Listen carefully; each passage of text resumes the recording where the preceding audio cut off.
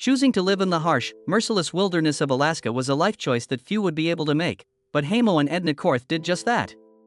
Over the course of 40 years, they have weathered some of the planet's most extreme environments by relying on their wits, guts, and one another. Resilience isn't the only thing that has guided their path, though. Deep heartbreak has also been a hallmark of it. A tale of unfathomable loss hides behind the beautiful scenery and independent way of life. Whose tragedy almost shattered them. After all that has happened, why are they still stuck in this place that has stolen from them just as much as it has given? Going back to the beginning will help us understand what we're about to discover. Living in the Arctic National Wildlife Refuge in Alaska, Heimo and Edna Korth are an endangered species, a true example of a self-sufficient survivor. Very few people actually call this one of the world's most inaccessible locations home. As a matter of fact, the Korths are one of the last families left that are still living off the land in its traditional form. This life was not Heimo Korth's birthright, though. He was born and raised in Appleton, Wisconsin, a town that, although not enormous, was larger than Juneau and Fairbanks put together back then. Eric and Irene, his parents, weren't huge fans of being outside. His father never mastered the skills of hunting, trapping, or fishing, despite having spent his childhood on a farm. He opted for a more stable and predictable existence by working in a factory. Even Heimo gave industrial labor a go in Wisconsin, but he quickly realized it wasn't his calling. Despite spending his formative years in the suburbs, he had an innate attraction to nature. He did the complete opposite of what the other kids did: ran away from town. The nearby woods and open fields were just a short stroll away, ready to be discovered. Not out of necessity, but because no one else appeared to share his enthusiasm, he often ventured out on his own. That longing for the wild had grown into an irresistible force by the time he was a teenager. Embarking on his journey to Canada's Northwest Territories in 1973, he was a mere 18 years old. Following his heart. However, an 18-year-old traveling northward raised an eyebrow during the Vietnam War. Not everyone was welcome, since many thought he was trying to avoid serving in the military. Regardless, he was hell-bent on making a name for himself in the wilderness. His initial employment was as a hunting guide's assistant, but the salary was so low that he could hardly cover his basic living expenses. He was eventually forced to go back to Wisconsin. However, he could never resist the allure of the outdoors. Then a break came his way. Possible job opportunity in Alaska guiding big game hunters in the Brooks Range. He went into the bush permanently at the age of 20 and never returned. He was introduced to an Alaskan trapper friend after assisting a hunting guide for some time. This friend did more than simply offer guidance. He also flew him to a secluded cottage in the middle of nowhere and gave him all the necessary supplies, food, and traps. Wild Heimo was all that was left. He toiled away at teaching himself trapping for 3 arduous months. He almost died of starvation. Not only that, but he lost nearly everything when he slid through the river's ice. There was no turning back, so he penned a letter to his former employer pleading for assistance. His supervisor pleasantly surprised him by sending him a $500 check. All it took to return to town and gather our thoughts was that. However, a change had occurred. At this point, he felt trapped in the wilderness. This was clearly the life he had always imagined for himself. He remained on St. Lawrence Island, an Eskimo settlement some 90 miles from Siberia in the Bering Sea, for the remainder of that first winter. Even though they didn't immediately begin dating, that is where he met Edna. On January 25, 1954, Edna came into this world. She was born Midi-Doan to the Yupik people. Learning to fish, hunt, and live off the land was an integral part of growing up in the community. Jackson Mokiak, her uncle, was an expert fox trapper. He instructed her on every detail, including the proper way to skin the furs and how to cut them without harming them. Heimo had already been like family by that point. They spent a lot of time together, and he was very close to Edna's dad, Emerson. As a matter of fact, Jackson took him under his wing and taught him all the ropes when it came to trapping and fur processing.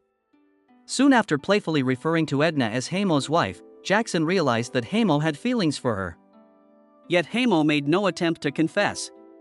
He was determined to avoid becoming the object of rumors, especially in small towns where everyone seemed to be interested in everyone else's affairs.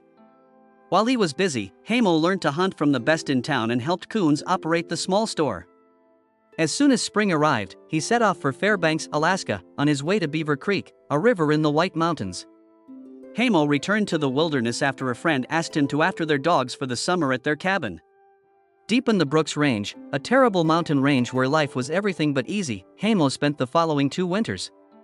Alaska is known as hungry country with good cause. The number of creatures in the world is quite small. Food was scarce, the cold was constant, and trapping was difficult. There was constant struggle due to the heavy snow and severe conditions. Even though he didn't become rich from those winters, he became a real mountain man. There is no doubt that he demonstrated it. Demonstrated he was capable of thriving in one of the planet's most hostile habitats. A location near the Colleen River was what Heimo had been seeking after a lengthy and fruitless search. Ensconced in the Alaskan wilderness, this river was a tiny tributary of the Porcupine River. Unfortunately, most of the prime trapping territory surrounding the Yukon Flats had already been secured by other trappers when he arrived, leaving him without a viable option for securing enough fur to sustain himself.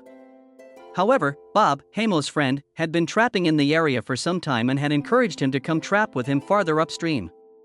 Unbeknownst to him, Heimo was walking 50 miles upstream when he entered the area that would later become his permanent residence. With anticipation of seeing Edna again, he returned to Savunga 3 years later. However, he realized it the second he saw her. How utterly alone he had felt throughout that entire period without her. They went for an understated but memorable first date. They cast their lines in search of Dolly Varden. Enjoyed a pizza after a motorbike ride. Edna finally went to Heimo's mountain cabin in the late 1970s. She didn't spend any time after seeing the place he had constructed for the first time insisting that he make it better. She advised him to begin constructing a permanent residence for her, even if she herself was uncertain about the wisdom of the decision. Heimo set to work since she was steadfast once she said it. He worked non-stop for an entire week since he had to have everything done before winter. The final piece was set in place by him as the first snowflake began to fall. After being married in 1982, Heimo and Edna spent the majority of that year cut off from the outside world, no running water, no power, no connection anything. In order to get through the long, harsh winters, they would go hunting and trapping every autumn. There had been plenty of tragedy in Edna's life prior to her meeting Heimo. They have 2 children as a couple. She was engaged to a Swedish scientist. Tragically, Melinda's fiancé died in an aeroplane disaster, leaving her to raise their children alone. Tragically, Merlin was also involved. The burden of being a single mother was magnified by this tragic loss. She found no solace in her subsequent relationship either. The man she dated after that was unhealthy, untrustworthy, and unfaithful. Her uncle witnessed it personally. Thus, her uncle was wary about Heimo's arrival. He needed assurance that this individual was unique. That he would be fair to Edna. Time was on Heimo's side. Even though Melinda only stayed with them for a portion of the year, he adopted her anyhow. Savunga, where Edna's parents lived, was her second home, thus she spent most of her time there. A full-time resident of Edna's home was Merlin, her son. Although Edna's situation was made much more difficult by the fact that it was customary for grandparents and other relatives to raise children in Savunga. Even for a short period of time, being apart from them was difficult. Although she couldn't provide the stability her children needed in the wilderness, she knew deep down that her parents could. Colleen, named after the Colleen River, was the first daughter that Edna and Heimo had together. She was born 4 months after their wedding. Colleen possessed the energy and inquisitiveness of a small wildflower. During the summers, she would gather blueberries, play in the river with Edna, and even ride on Heimo's back. Above everything else, though, her greatest passion was discovery. Edna put a small bell onto her coat to help keep her company because she had a tendency to stray off. The sound of that little bell jingled with every step as the family walked down the river every evening. Like many others, she was enchanted by the moon. Heimo would hoist her up whenever it emerged in the sky so she could view it better. She would point excitedly and shout out, "Moo, moo." The unthinkable subsequently transpired. They never recovered her body, even though it was just 5 days after her second birthday. It was a crushing grief. The courts ignored the pleas of loved ones and friends who wanted them to abandon the bush and begin anew somewhere. Colleen lived here. The wind still carried the sound of her laughter. The ground still bore the marks of her tiny footprints. Disappearing would be the same as letting her memories slip away. On their way back to the cottage that day, Heimo fashioned a crucifix out of wood specifically for her. In it, he painstakingly carved her name and the dates of her brief existence. In the autumn, he and Edna hoisted the cross upon a modest hill that provided a panoramic view of the river and valley below. They left it as a symbol of their love and grief. They sought to have the mountain named after their daughter as a way to honor her. The Board of Geographic Names was unresponsive to their petition. It was decided that Colleen wasn't historically significant enough. The governor and a congressman's endorsement didn't change the fact that they were consistently turned down. All that was required of them was that they collect signatures. However, the response stayed unchanged. They finally had to stop fighting and move on.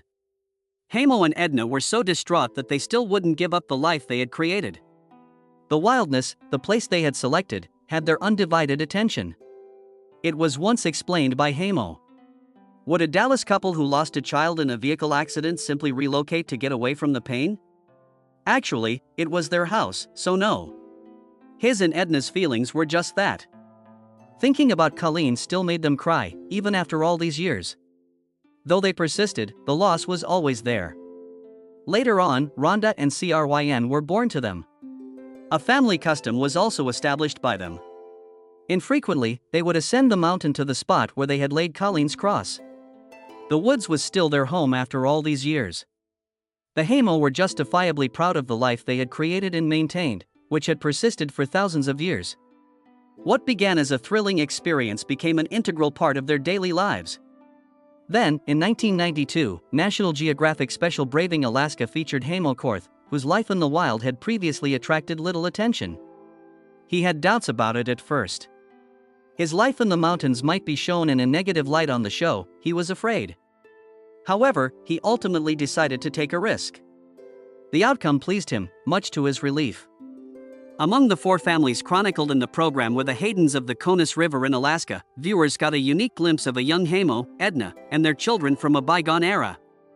Even though she was just a teenager, Susan Hayden was already leading a dog team and engaging in trapping. After a while, Susan and her brother went back to their childhood home, and Susan even had a cameo on The Last Alaskans. Years later, in 2003, writer James Campbell, Heimo's cousin, sent him a letter containing an idea. He intended to chronicle Heimo's life in a book.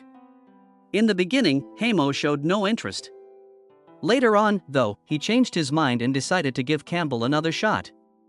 James spent a full season in Alaska, after making the lengthy trek from Wisconsin, with the Korth family. He endured the same extreme weather, loneliness, and daily battles as they did, learning firsthand how to survive in one of the world's most hostile environments. Heimo and his family's life in the wild was chronicled in the 2004 book, The Final Frontiersman, which was inspired by that experience. Everyone loved the book. Thrilling, well-written, and packed with exciting, authentic adventure. Vice Media knocked on 2009's door. They recorded an unvarnished look at Edna and Heimo's life in the woods for the documentary Heimo's Arctic Refuge, which was previously called Surviving Alone in Alaska. The captivating characters and breathtaking, merciless scenery are what really draw you into this kind of film. After that, in 2012, Heimo's unanticipated appearance on Flying Wild Alaska occurred.